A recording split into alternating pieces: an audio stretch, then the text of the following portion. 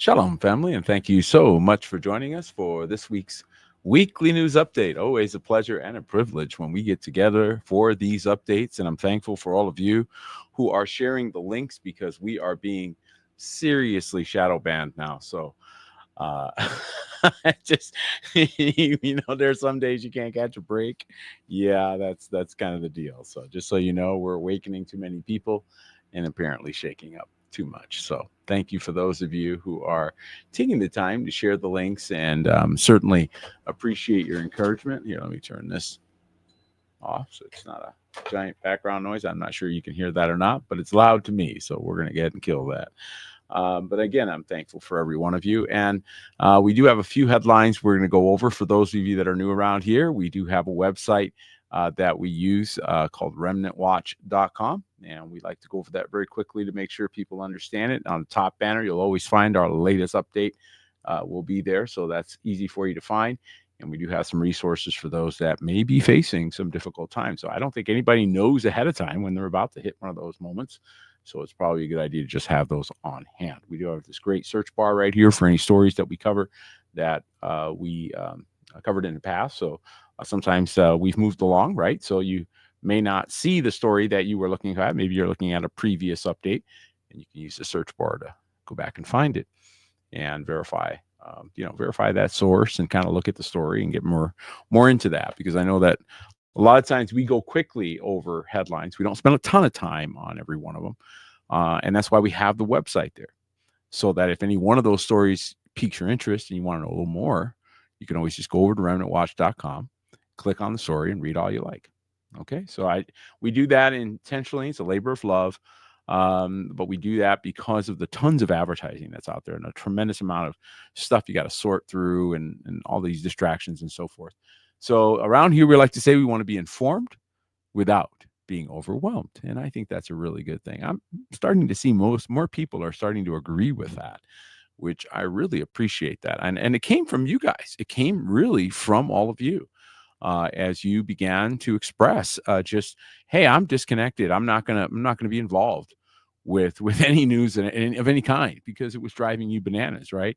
And then there were the other people on the other side of the spectrum where every 15 minutes they seemed like they were getting a new update, and that drove them to the other extreme. So I believe we've struck a pretty good balance here, and hopefully it will allow you to stay informed. Okay, so on that note, let's get into the news. And on tonight's top story is the U.S. is preparing, according to this report, for a long war with China, and that, according to Reuters, that it may hit its base's homeland.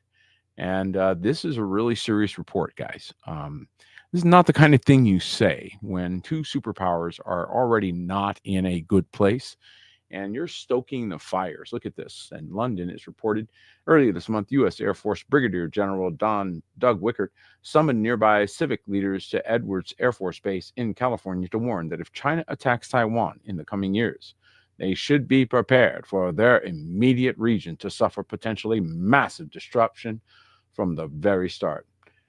In a remarkable briefing shared by the base on social media and promoted in a press release, Wickert, one of America's most experienced test pilots now commanding the 412th Test Wing, outlined China's rapid military growth and preparations to fight a major war.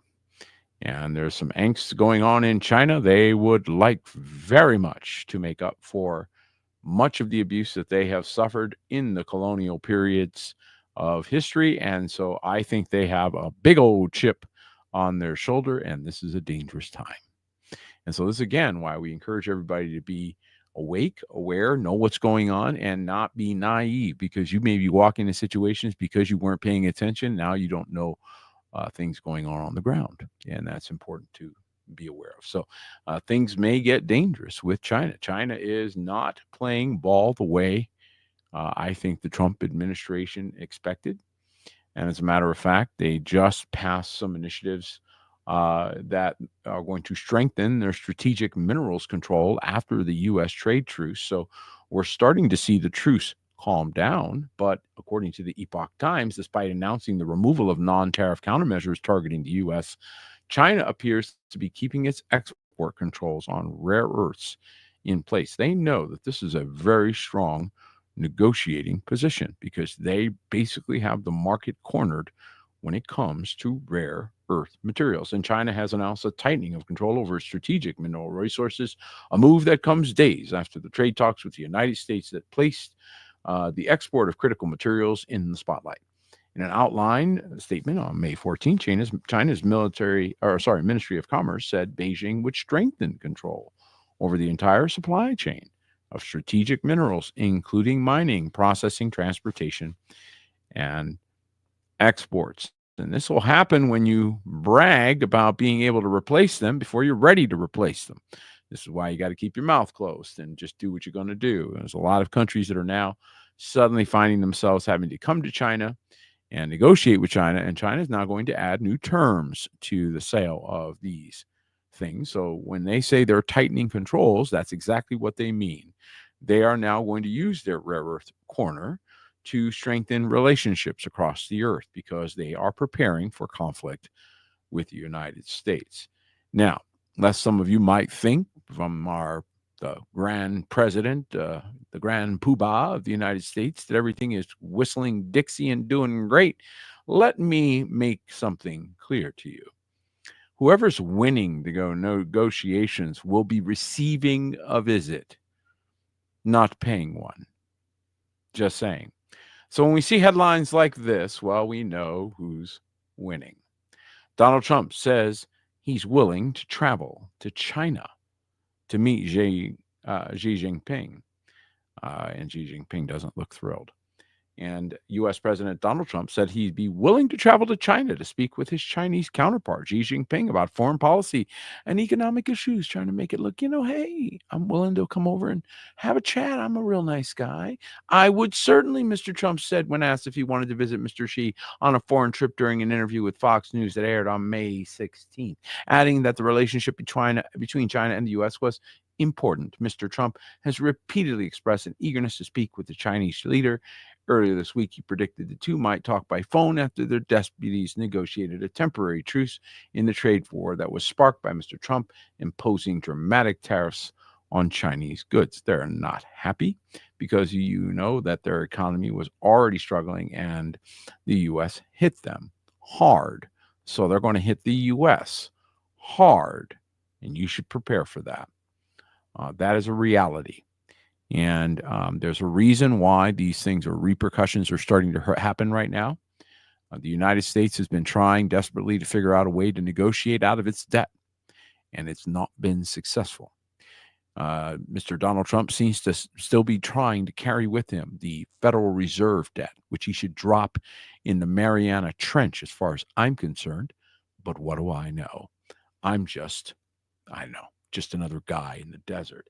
And Moodys is, of course, agreeing with me. They downgraded the United States, which, by the way, when Moodys downgrades you, it's already over. It's not going to be over.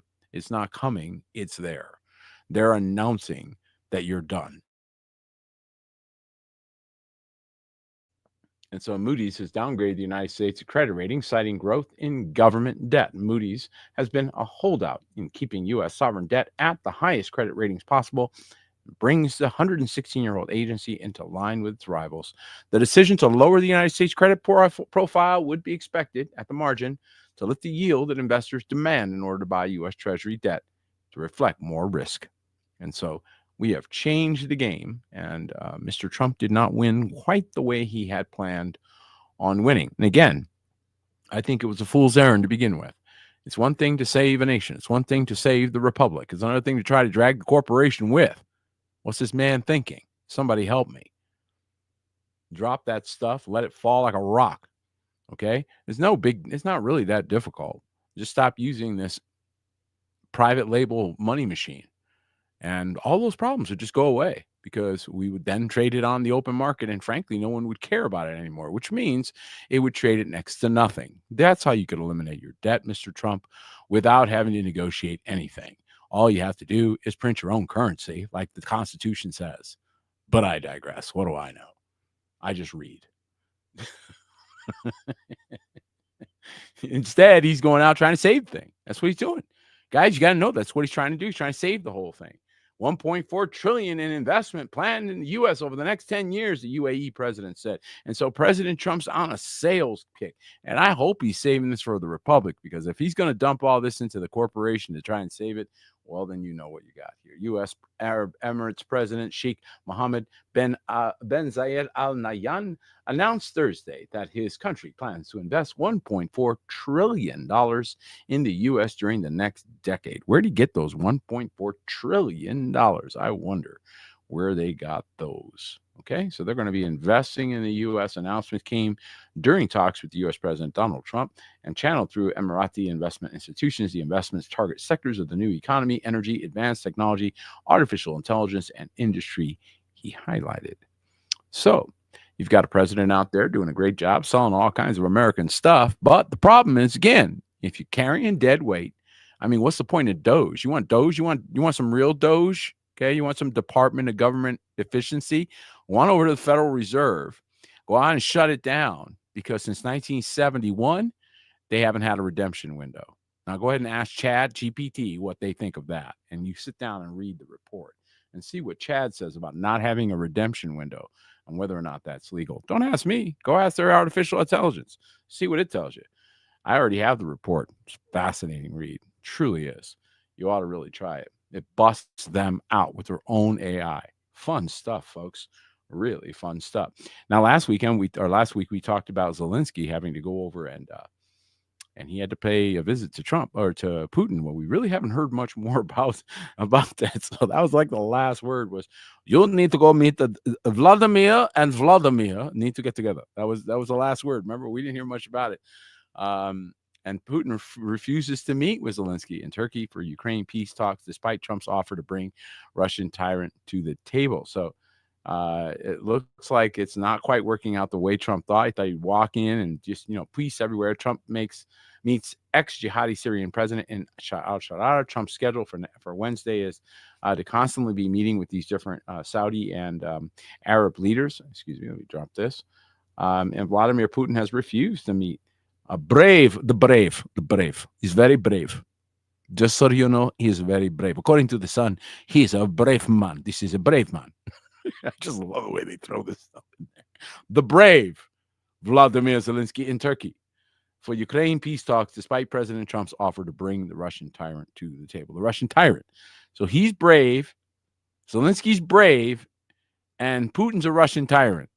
You guys catching the theme here? I wonder which side of the aisle these writers are on. I don't know. Could you tell? Could you? I don't know. Could you tell? This is why we need to take the 10,000-foot view, folks, because, they be playing and they be lying. So we have to be careful with some of this stuff. Watch for consistencies, watch for themes, watch for what they're really doing. One thing that we see for sure is that President Trump is really intent on some big things happening in the Middle East. And I think we can all see his energy level is very high there.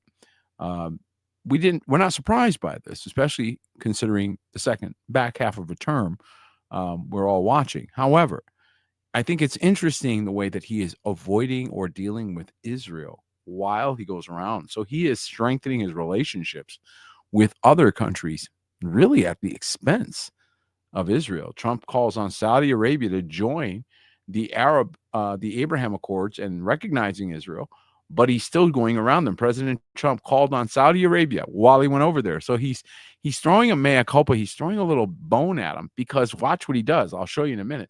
So he's calling on Saudi Arabia to recognize Israel during a speech to the oil-rich kingdoms leaders on Tuesday, saying, "You'll be greatly honoring me by doing so," right? So Trump frequently referred to the Saudi Crown Prince Mohammed bin Salman by name during a speech at the Saudi-U.S. Investment Forum as the country's de facto ruler. Watch from the front row. So we see Trump making overtures to the Arab nations at the expense of Israel. And that is really interesting, because they're calling this the New World Order. They're saying, hey, this is the new world. This is the new photo. Trump's photo with Syrian President al-Shara symbolizes New World Order, according to this analysis. The meeting with Shara symbolizes how the U.S. is getting out of the business of giving lectures to others. Okay. And so U.S. President Donald Trump met with Syrian leader Ahmed al-Sharaa. The photos from this historic moment that surfaced on Wednesday symbolize the New World Order is emerging.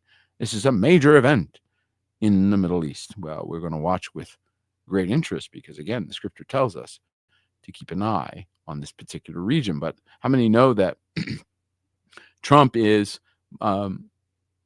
basically embracing the Syrian leader? And that is very obvious. There's a lot of effort to just basically reestablish relationships. And I think his attitude is go the other way. So why is this important? Well, we've got some prophecies about a man who would rise in the last days. We've got to keep an eye on the guy. Trump's embrace of Syria and its jihadist turned president could shake up the Middle East. It sure could. So this is starting to cause a little bit of consternation. Watch this. U.S. President Donald Trump on Wednesday had tea with former jihadists who until recently had a $10 million U.S. bounty on his head. And once known his militant nom de guerre as Abu Muhammad al-Jolani met Trump at Riyadh 6 months after leading a swift campaign that toppled the half-a-century-old Assad regime. And so, again, the intent was to attack Syria, and they were able to achieve, I think, their real goals a different way. And so there's a lot of things that are happening as a result of this effort that's going on here in the Middle East right now. As a matter of fact, Trump's Gulf tour, as he's calling it, is expected to raise up to $4 trillion. So he is going pretty bonkers on trying to get as much in the door as possible. And again, I hope what he's doing, I mean, I would think he would have enough sense to know not to pour that into a bag with holes. But I digress. U.S. President Donald Trump said the Gulf tour could raise up to $4 trillion in deals during Thursday meeting with business leaders in Doha. And this is a record tour. There's never been a tour that will raise. It could be the total of 3.5 to 4 trillion just in these 3, 4, or 5 days, Trump said. And he's right. There's never been nothing like it. It's unprecedented. You got to give credit where credit is due. When something is unprecedented, it's never been done before, you should take note of it. There's a lot of things been unprecedented, though, lately. And unfortunately, what we're seeing in the Middle East is no exception. And the Trump administration is now pumping their opinion into the Gaza conflict, which we are not surprised by. As a matter of fact, again, his investment is pretty high in these Abraham Accords, right? So we're not really surprised that Trump would think this is a pretty important thing to do. But why it's important to us is, again, we're watching scriptures, Daniel, for example, which tells us of the rise of the last days leader. So we always pay attention to the things they do, especially if it comes down to the Middle East. And according to this report filed by NBC News, the Trump administration is working on plans to move 1 million Palestinians to Libya of all places. Okay, so think about that for just a moment. Details are murky and no final agreement has been reached, but the plans is under serious enough consideration that the administration has discussed it with the Libyan leadership. So trying to figure out a way to deal with this issue. The Trump administration is working on a plan to permanently relocate up to 1 million Palestinians from the Gaza Strip to Libya. 5 people with knowledge of the effort told NBC News. The plan is under serious enough consideration that the administration has discussed it with Libya's leadership. 2 people with direct knowledge of the plans and a former U.S. official said, which we can't name because, well, then we'd have to tell you who they are and we could check. And since you don't want us to check, so you don't tell us who they are, so you just tell us some officials, and we don't know who those officials are. It could be, a garbage lady. It doesn't matter. It's just crazy. In exchange for the reselling of Palestinians, the administration would potentially release to Libya billions of dollars of funds that the U.S. froze more than a decade ago. Those 3 people said. So basically, hey, that money we got that belongs to you? Well, we'll let it go to you and give it back to you if you do this. So again, so much for not giving lectures. It sounds like a lecture to me. And unfortunately, I don't know that that's going to be successful. And a big reason for that is because even if they are suffering, the Palestinians know that if they leave the Gaza Strip, there's no coming back. And that has been the entire point. So it will make all of their suffering and all that they went through for nothing. So I don't think this succeeds, but that doesn't stop them from trying, folks. And so Trump is suggesting the U.S. should take Gaza. You hearing that? You hear the language he's using? the U.S. should take Gaza. Take it. Who talks like this? We should just take it and turn it into a freedom zone. Well, that sounds noble. Let's just take it and then turn it into what we want it to be. During a business roundtable in Qatar on Thursday, May 16th, President Donald Trump once again suggested a U.S. takeover of Gaza as a way of attempting to redevelop the Palestinian territory. I think I'd be proud to have the United States have it, take it, make it a freedom zone. You know, he says it kind of casually, you know, like no big deal. Hey, we take it, we make it a freedom zone. But you use the word take it in the Middle East, of all places. You have any idea how much anger and consternation just those word choices would make in that region? You have any idea how much anger you're going to get from the common man who now hears some president over there, another U.S. president saying, hey, we're going to tell you what we're going to do over here. Let's tell you what we're going to do. Tell you what we're going to do. You live 13,000 miles over there. Yeah, tell you what we're going to do. You're not even in our atmosphere. Yeah. We're going to tell you what we're going to do. Here we are, folks. And we've been watching this one administration after another since Ronald Reagan and everyone after that. We have watched them just shove their will down the mouths and down the throats of people in a whole another part of the world. And so it's a really, really interesting time period. And of course, Trump made a lot of overtures and making a lot of effort in that region. And who's surprised by this headline? I mean, I don't know if you're surprised, but I'm not surprised. They're going to put a Trump Tower in Damascus, Syria. Syria seeks to charm U.S. president for sanctions relief. Look at this, May 12th. Syria trying to woo Washington for sanctions relief engagement. Pro-Trump activist says Sarah making a business-focused pitch. Trump Tower in Damascus. Come on, man. Can't you just see it? It's just going to be fantastic. Fantastico. Okay? Just fantastico. No problem at all. So this is just coincidental notice I'm just here to make. No big deal. Not in any way connected with this story. Absolutely not. Do not connect them. Nothing to see here, folks. These are not connected stories at all. No way. Not happening. Wasn't connected. Totally coincidental. Absolutely. 2 days later. Just saying. Trump says U.S. will remove all sanctions on Syria. I will be ordering. I will order it. I will demand it. I will require it. The cessation of sanctions against Syria in order to give them a chance at greatness, President Donald Trump told a packed auditorium in Riyadh, Saudi Arabia. Syria has been designated a state sponsor of terrorism by the U.S. government since 1979. He just ignored that. So there's agendas at foot, folks, and they are moving at breakneck speed. Doesn't look like it to you and doesn't look like it maybe to the average guy, but they are moving very fast and they are trying to set some things up. We're not really entirely sure what, but I do know this. They do see Iran as in the way of whatever plans those are. And the Iranian leader, well, he's just not as wooed as some of the other Arab leaders in the region. And as a matter of fact, he flat called out the president and told him he was a liar in escalation of rhetoric. So this isn't pleasant. The Iranian Supreme Leader, Ayatollah Ali Khamenei, accused U.S. President Donald Trump of dishonesty and power abuse, marking the latest rhetoric flare-up between Tehran and the U.S. Trump said he wants to use power for peace. He lied, Khamenei said in remarks aired Saturday on Iran's state television. When have they ever used power to create peace? Boy, he's got a great point.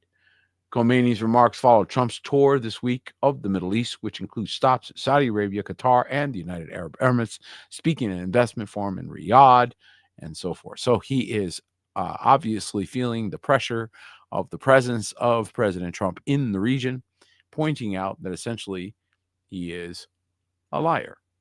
And that's his point of view. Well, Trump has his point of view. And according to him, he's offering Iran a choice. So, folks, these are rhetorics that bring about war. Trump offers Iran a choice: drop nuclear weapons or face maximum pressure. And if you insult the man with an ego as big as his, you are likely to get a reaction. So, President delivered scathing speech in Saudi Arabia, blaming Tehran for regional chaos while offering an olive branch, but saying you better back up. President Donald Trump targeted Iran in his first major speech in Saudi Arabia, warning Tehran that it must choose between never having a nuclear weapon or dealing with his wrath. If Iran's leadership rejects the olive branch and continues to attack their neighbors, then we will have no choice but to inflict maximum pressure, Trump said during an address to business leaders in Riyadh. Here's the problem, folks. You can't take on everybody. You can't take on everybody. You already got enemies looking to take you out. You already got countries that are really about had it with you. You already got allies that really don't like you. You got friends that ain't your friends. You got enemies that want you dead, and you picking fights. This doesn't end well. This doesn't end well, folks. So just be aware of that. The United States is walking arrogantly, and pride goes before the fall, and a haughty spirit before destruction. And so this is not good, and it is probably going to end in a bad spot. The Earth is responding in ways that we can't ignore. Earthquakes of magnitude of 6.3 strikes Crete, Greece, and of course it was felt even in central Israel, bringing it, of course, across our desk.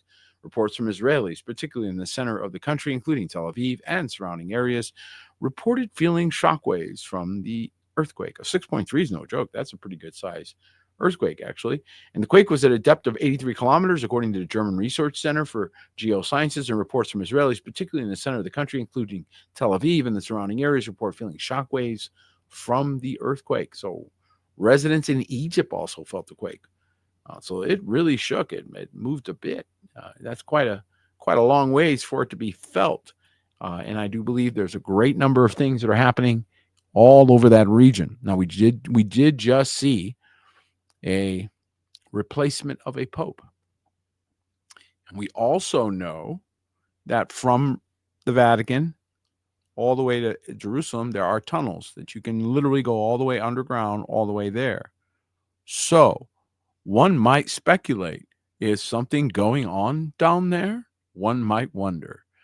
And so we will wait and see if more information emerges about these interesting earthquakes coming out of nowhere. Isn't that interesting? And speaking of things coming out of nowhere, one of the things that you need to be aware of is that all of a sudden your power can suddenly go out.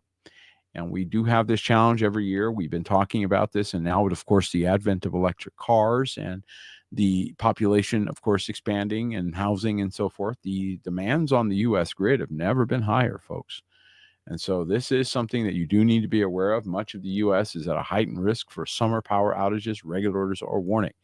And whenever they start warning about this stuff, folks, it is why we pay attention, because we have found that there's reasons for the warnings, right? So that's why we pay attention, because they're generally telling us what's going on. And the large swath of the United States is facing a heightened risk of blackouts this summer, a perennial danger, of course, as we're saying, as electricity use soars and extreme weather tests the nation's aging power grid, according to the regulatory authority that monitors the electrical system. And the seasonal electrical forecast warns that regional power grids extending from the upper Midwest through Texas may lack the power needed to meet all customer needs in the event of prolonged periods of high temperatures, which, well, let's face it, we're going into the summer, so there's a pretty good chance that we're going to see long periods of high temperatures, especially down in Texas.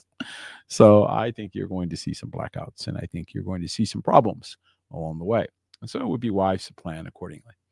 And I know some of you are not in a position to do so. I feel for you, but for those of you that can, make preparations accordingly, because depending on public power is turning out to be a riskier proposition as we go. We're losing infrastructure as we walk. And that is something that we knew would happen eventually. This is what's going on with the planes and everything else. It's aging, folks. It's aging. I mean, we've gone too far without replacing certain things, and that wasn't ever the case. Speaking of replacing things or switching things, how many know that one of the grand pursuits of alchemy through the years, one of the grand things that they were all trying to do was trying to figure out how to turn one substance into another substance. I don't know if you knew this or not, but it's basically been the alchemists, I don't know what they call it, but it was like the ultimate goal. I forget what they call it. Somebody help me here. But it was the alchemists, like, holy grail. Okay. And that was to turn lead into gold. How many know that? Right? How many know that the alchemist's goal was always to turn lead into gold? Well, guess what, folks? Looks like CERN pulled it off. So is that the reason why they built this thing? After all, is that really what they wanted to do all this time? Was just basically turn lead into gold? Maybe that's what they were thinking. I don't know, because it seems odd that they built this machine just for science. But now suddenly this machine. How many are just going now? Oh, right now everybody's going. Oh, now I know why you built that. Right? Scientists turn lead into gold for first time, but only for a split second. Oh, darn. In a breakthrough that would make medieval alchemists envious. Oh, look at that. Wow, I didn't even see that. And there it is, the alchemists envious. Scientists at Europe's Large Hadron Collider have successfully transformed lead into gold, producing 89,000 atoms per second.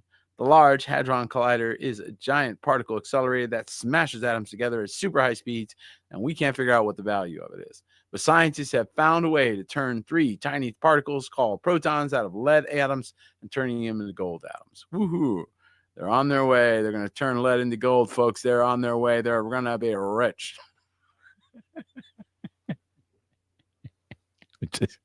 I just sit there thinking, this is what you guys, like you're calling this like big science.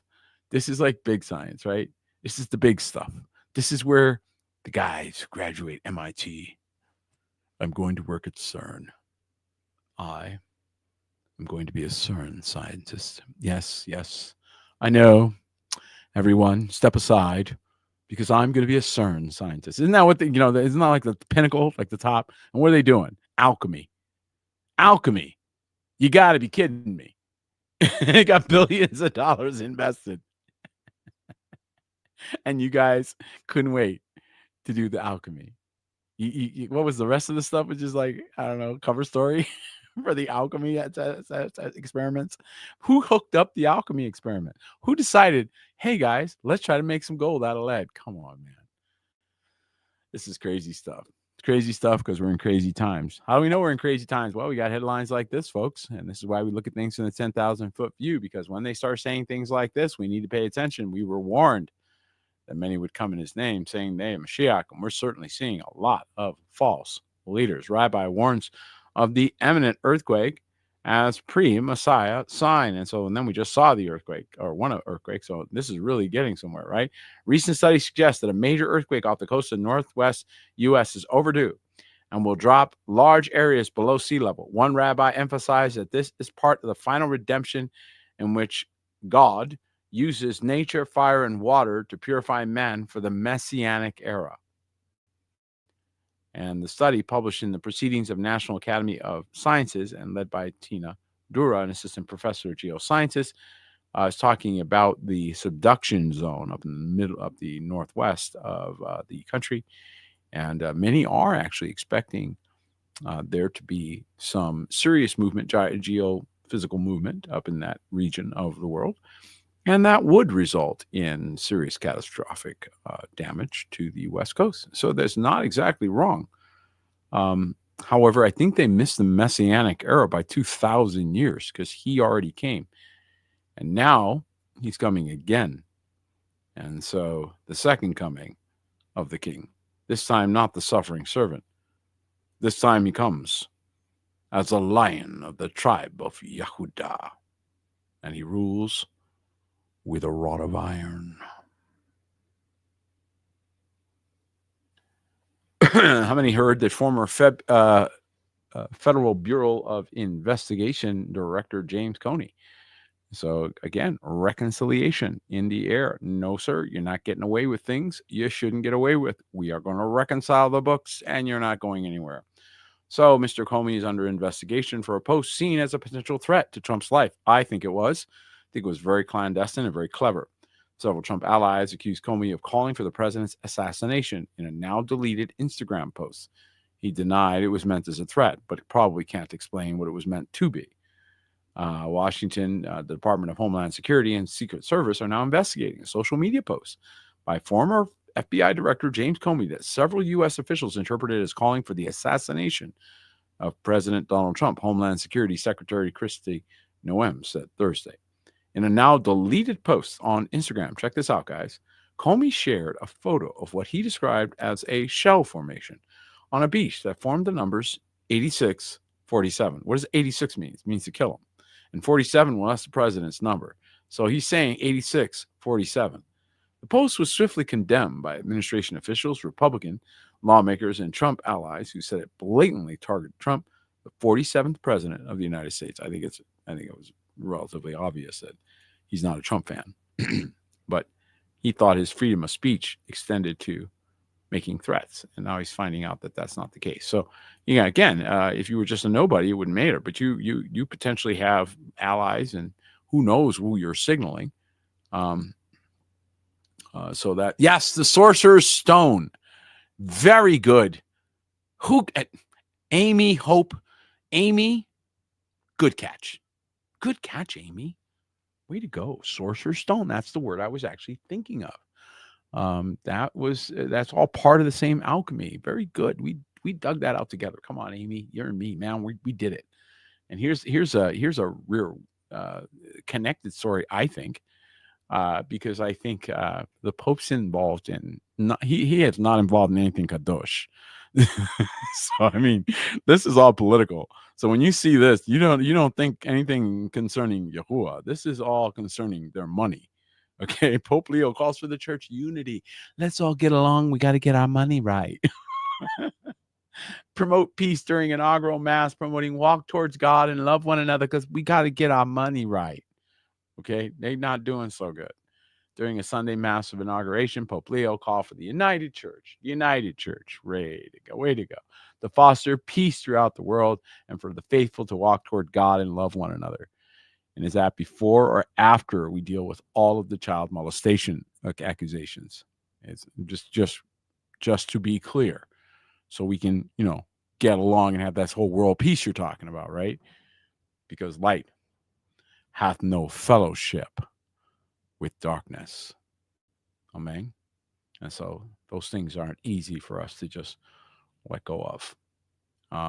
And that, frankly, is a big part of why they are suffering their demise. There's others suffering demise as well, folks, and this is also part of the last days. And this is something that we have no choice but to deal with. And we're going to continue to see the fall of what we thought were good leaders. We're going to continue to see them drop. Robert Morse, this was a story we took into consideration, I think, about a year ago when he was exposed for some of his abuse allegations. Disgraced Gateway Church founder Robert Morse, who resigned from the South Lake, Texas megachurch last June. And if you guys remember, we did a report on this after he was accused of child sex abuse and demanded $1 million upfront plus hundreds of thousands more annually in retirement compensation shortly after his exit. You got to be joking me right now. Do you see how people use ministry as a business to enrich themselves?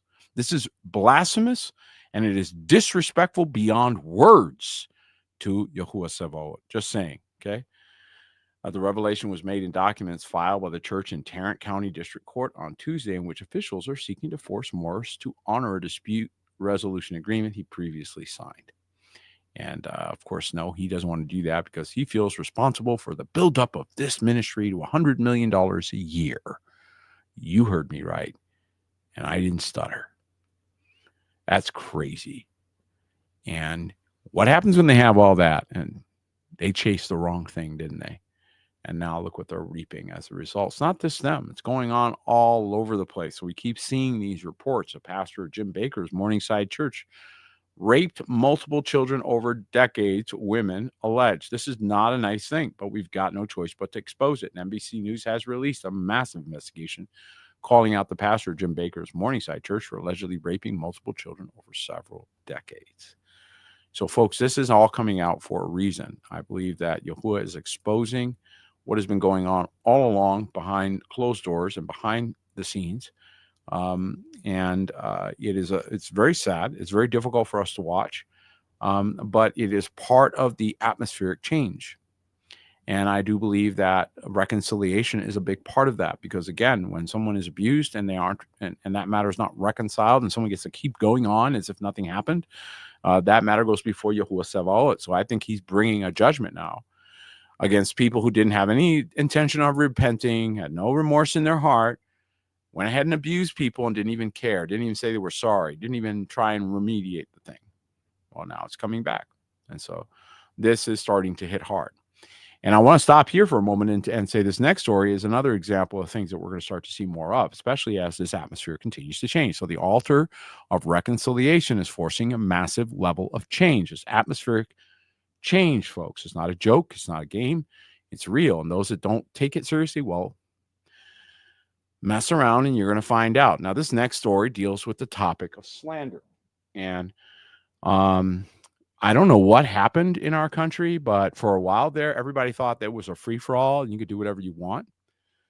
And that is a very foolish position, mental position, and certainly a very, very foolish economic position. As I like to say, slander and defamation of character is a really stupid way to spend your money, but it's your money. And so this G3 Ministries president, Boyce, is resigning. And he's resigning because he's had to confess to slandering Christian leaders. Okay. So this is, again, a violation of Matthew 18. You're not allowed to do this. And the reason why he's resigning is because the economic repercussions of this kind of behavior are extensive, folks. Okay. So he's the president of G3 Ministries, who also serves as a pastor and elder of Praise Mill Baptist Church in Douglasville, Georgia, has resigned after confessing to using multiple social media and email accounts to publicly and anonymously slander numerous Christian leaders. So he did this anonymously, and he's still getting slammed. There are some people that aren't even anonymous. They don't even know what's coming for them. And this is one of the things that the Alliance is going to be changing, because there are new tools coming out that will be protective. We've got Paralegal DX, which is a law firm in a box, and that thing's fired up. And it goes together with Reputation DX because of this very issue. So Matthew 18 is going to have teeth. And those that decide to spend their money that way, that's fine. They won't even be dealing with these people. These folks will just start getting notices, start having to appear, having to spend money because they couldn't be quiet. Slander is really stupid. And so it's not acceptable. It's against the Torah. It's a violation of the Torah to slander your brother. And those that thought it was a joke are going to find out the king rules with a rod of iron. And they're going to find out that that was really a foolish way to spend your money. But it is your money. So there's that. There's a big mystery going on in California right now where there are birds, literally, again, exploding birds are falling out of the sky. So folks in California, every time I do a story on California, I almost kind of go, what in the world? Mystery of exploding birds deepens in California City as necropsies suggest foul play. A disturbing avian mystery is unfolding in Northern California, a town where residents have reported birds exploding. That's a new one. I haven't heard the exploding one before. I don't know if you guys have. Residents of neighborhood in Bay Area community of Richmond, northeast of San Francisco, claim they have found multiple dead birds in their yards, on their streets, and security cameras even recorded one fowl's fatality, showing it falling into its death from a power line after a loud pop was captured in the footage. So there's speculation that there's some nefarious frequencies and things that are now coming into our atmosphere, if you will, or into our residential areas and maybe causing these results. So I think it's a reasonable thing. I think that you all should be looking into things that protect you from frequencies. There are various things that you can wear that help you with dealing with the things you can put on your phone. So there's countermeasures you can use in these days. Argon is one that I know is very effective in absorbing these RF frequencies. So I strongly recommend that you all look into that to protect yourselves, because I do think that you're going to keep seeing more weird things with frequencies and things that we don't know where the source is. But if it's affecting, remember the word says that his eye's on the sparrow. So he's watching you. All right. But there's something going on. And there may be, and it may be connected. Jonathan, right there, Jonathan B., you might be on to something there. Great catch there. I'm going to put that on the screen. Great catch. You know why I'm putting it on the screen, Jonathan? Because you jumped in front of my next story. That's why, Jonathan. Massive solar storms are causing worldwide blackouts. So did this affect the birds? It has been known that they could be affected by the sun, right? So, Jonathan, you might be onto something there. That's why I put your comment on there. That was a good catch. Massive solar storm causes worldwide blackouts as experts warn the worst is yet to come. 1.4 million people plunged into darkness. How many had that problem? I know a few people that had blackouts. I know Pastor Paul Spitz wasn't able to do his Shabbat broadcast, even though I told everybody to go over there, and he couldn't do it because of the blackouts. Come on. This is serious stuff, folks. It's really getting bad.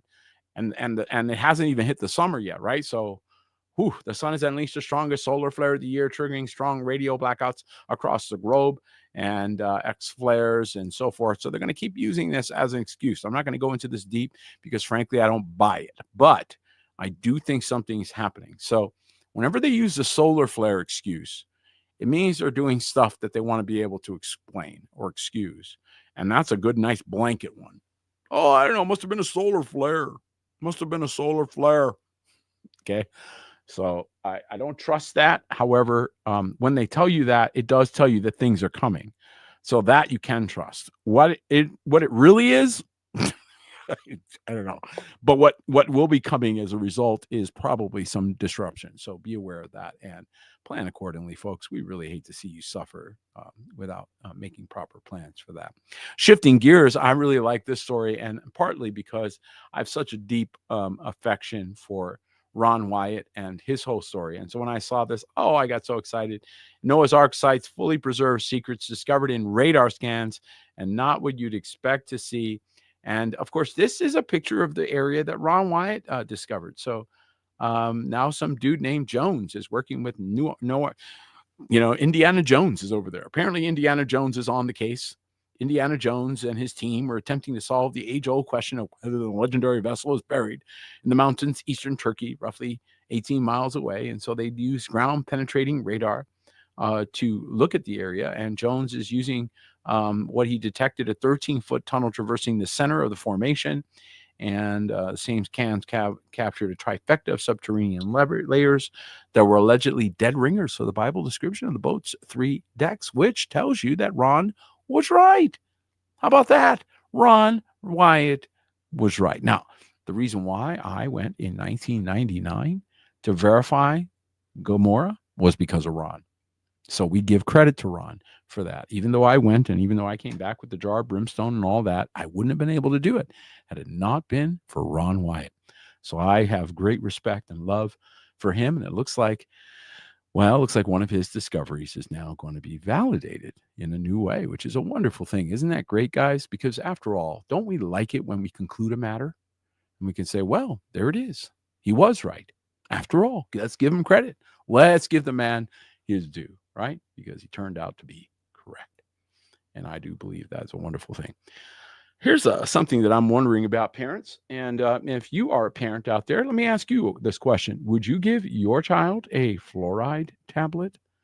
Well, I'd be shocked if you would. FDA is now banning this. And frankly, I think it's been high time that we finally got to the point. Hey, there's Chuck Norris. Finally got to the place where we don't do these things. And I know we were all fooled into thinking that fluoride was a benefit, right? It was a good thing. But now we're learning, guys. We're figuring it out like, oh, no, they lied. Oh, what a shock. FDA moves to ban popular supplements over fears they cause brain damage. And frankly, they do. It's a neurotoxin. FDA has begun the process of banning prescription fluoride tablets and the lozenges for children. Good call. Should have been made a long time ago. These tablets are usually recommended for children that are at an increased risk of tooth decay or cavities due to low fluoride. But that is not the solution, folks. That's a bacteria problem. And their local drinking water, such as states like Utah, where the mineral is banned in water. And so the fact is that that is not the solution. Um, one of the things that I found recently, if I still have a bottle, I don't have one right here, but you need to take those things that change the bacteria of your mouth. Had I discovered that as a young man, I wouldn't have lost any teeth. So that's how I learned it. I learned it the hard way. So I'll pass it on to those that need to know. It's really a bacteria problem. And if you solve the bacteria problem, you solve the tooth decay. Yeah, tooth decay is caused by a bacteria. Who knew? Crazy stuff. And so one of the things that I use, I thought I had a bottle over here, but I don't see it. One of the things I use is xylitol as a rinse for that. So that's been very effective. But yeah, you got to watch out for the toothpaste because the fluoride's in the toothpaste, and it's a neurotoxin, folks. It makes your brain slower. It does affect your brain. So you don't want to take that. You don't want to deal with those types of things if you can avoid it. And again, I'm not a doctor, but I'm just telling you the stuff that we've discovered along the way that we found to be beneficial. And I do like the way my synapses works. So there's that. I'm not complaining about how quickly my brain picks things up. So I certainly don't want to slow down. I want to pick up. I want to speed up a little bit. And I've actually had a few people that told me, and see if this is true for you, but I've actually had several people say to me that they feel smarter now than they've ever felt before, which is really interesting because as you age, you should be slowing down.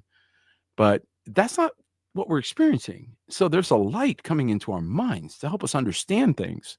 How many of you, real quickly, excuse me, are suddenly finding yourself understanding things you never understood before, deciphering problems, decoding things, figuring things out? How many of you are experiencing that? If you are, I'd love to hear about it because we're experiencing something here, kind of a phenomenon, and we're not sure what we're watching, right?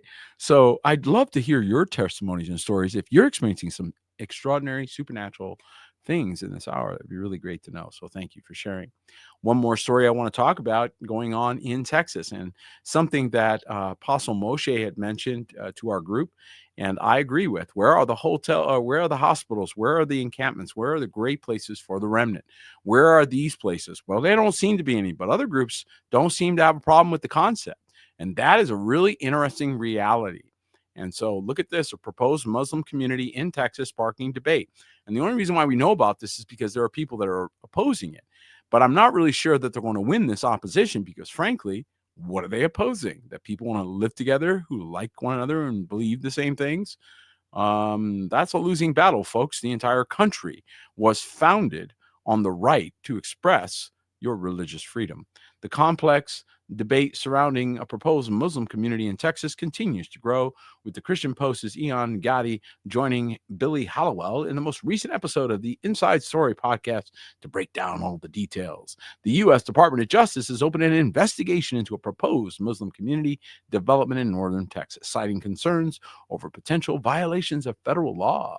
The investigation targets Epic City, a 402-acre city project backed by the East Plano Islamic Center in Josephine, Texas, about 40 miles northeast of Dallas. And the planned development includes 1,000 homes, a mosque, a K-12 faith-based school, clinics, retail shops, a community college, and sports facilities, sparking controversy among Texas Republican leaders. I would love your thoughts on this. Now, we're not Muslims. We don't, promote Islam. However, how many are suddenly going, wait a minute, if you can do it to them, you could do it to anybody who you don't agree, who you just don't feel that they should be able to do. They can buy whatever they want and live however they wish. Why does that bother anybody? I mean, again, I'm not a Muslim and I don't agree with Islam, but I'm still not bothered by that. I'm like, whatever. It's your 402 acres. What do I care? It's your bubble. And yet, look what you're seeing as a reaction. So we've reached an interesting time period. And if you thought that your freedoms were, secure, well, take a look around. You might be surprised that they hang by a thread. And I tell you these things not to make you overly concerned, but so that you're aware of the battles that we face and the things that we're looking at along the way. There's a lot happening in our world as we go, and a lot of things that are not in our favor. I don't have a nice way to say that, but things that aren't good for us. And so, like the downgrading that we just experienced and so forth, things like that, these are not excellent indicators. And so be aware that the United States is not being successful, at least the corporation is not going to be successful in renegotiating, which is going to be painful economically, because the switch over to a new currency, if they do, which they should, I don't know why they wouldn't, but if they do switch over to another currency, only the people that were prepared for that will do well. The people that weren't prepared will be destroyed, devastated economically, because of the value of the USD, the private label, private company money system that is the Federal Reserve, which is not American government owned, would then free fall, because it would now have to be on the market against other currencies. And if it loses its exclusive government contract, which is what it basically has, the Federal Reserve has basically an exclusive government contract. So if it loses that, well, then that would devastate, because now you have to completely change over the system, and you have to do it quickly. And the faster you'd have to do it literally overnight. You'd have to do it overnight, because if you did that over any extended period of time, the amount of damage that would be done economically, the amount of suffering that would happen would be catastrophic. So you'd have to have a seamless switch over. You'd have to have them already ready on one system, like an IS-20022 system, have them all ready to go. And then when you decided to do it, switch, and nobody would feel it. The Visa cards wouldn't feel it. Debit cards wouldn't feel it. The electronic transfers wouldn't feel it. Everything would keep on moving. It's the only way you could pull that off. But when you did pull it off, the system itself would continue to work correctly. The challenge that you all would face is the fact that the dollar value would then plummet against other currencies, because it would no longer be trading as the official U.S. currency. A new U.S. currency would take its place. So all your debts that are enumerated in USD would not transfer to another currency, because you didn't borrow that currency. So you would still pay those debts in this depreciating currency. So it becomes like, Venezuela, the peso and all that, it becomes worthless. And that's what you pay your debts with, worthless currency. So it works out great for you from a debt standpoint, but it's a devastator of savings, of, all those who cannot adapt, who will not be able to switch to the new system, whatever that is, whatever that turns out to be. They will be devastated in the switches. So this is where we, who are wise enough to see this stuff coming, have to prepare not only for ourselves, but he said specifically in Matthew chapter 6 to not lay up treasure for yourself. So I hope none of you are in violation of that command, and instead you are laying up treasure for others. Lay up in heaven what is yours. Do not lay up in earth. And I'm telling you that from my perspective. And so those of you who know my skill set should know what that means. It's not because resource shouldn't be available to you, but you shouldn't hoard it, because your hoarding reflects your fear. It says, I may not get any more, so I better hold on to this. That, my friend, isn't faith, it's fear. Amen. And the fearful and unbelieving have their place in the lake of fire. So that shouldn't be you. Don't be afraid.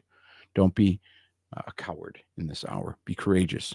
Be a barakah to your brethren. Well, that's it for tonight. I pray this broadcast has been a barakah to you, and I hope that you are all encouraged. Even though we go through difficult headlines and sometimes have to talk about things that aren't pleasant, we always want to come back to the end. After all, we read the back of the book, and we win. Thank you so much for joining us. May Yahuwah Hayam Baruch each and every one of you. Laila Tov.